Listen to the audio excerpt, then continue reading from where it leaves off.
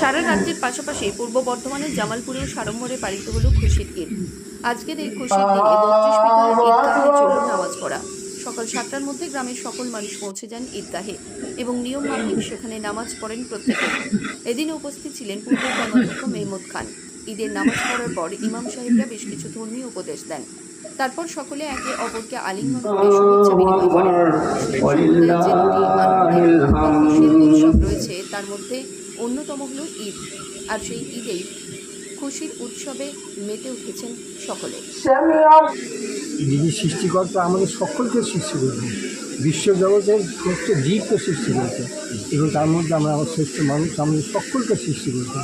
তিনি সকলকে ভালোবাসেন, আমরা যেন সকলকে ভালোবাসি। জাতি ধর্ম নির্বিশেষে প্রত্যেক মানুষকে ভালোবাসার ধর্মের মূল।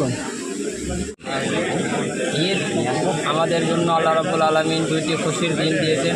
তার মধ্যে একটি দিন হচ্ছে ঈদুল ফিতরের দিন আর ঈদুল আজহার দিন। আজকে আলহামদুলিল্লাহ ঈদুল ফিতরের দিন অর্থাৎ আনন্দের দিন। আজকে আমরা সকলেই এই নামাজের পরে নামাজের সাথে আমরা আনন্দ করি, আল্লাহর ইবাদত প্রথমে আল্লাহর উপাসনা করি, আল্লাহর ইবাদত করি, তারপরে আমরা আনন্দ করি, বাড়িতে খাওয়া দাওয়া, তারপরে পাড়া প্রতিবেশীর সাথে উঠা বসা, রিশতেদারের সাথে মেলালাপ, এসব জিনিস নিয়ে আমরা সুন্নতি তালিকা অনুযায়ী আনন্দ উপভোগ করি। মৃত্যুঞ্জয় যশের রিপোর্ট, সংবাদ আজকে নিউজ।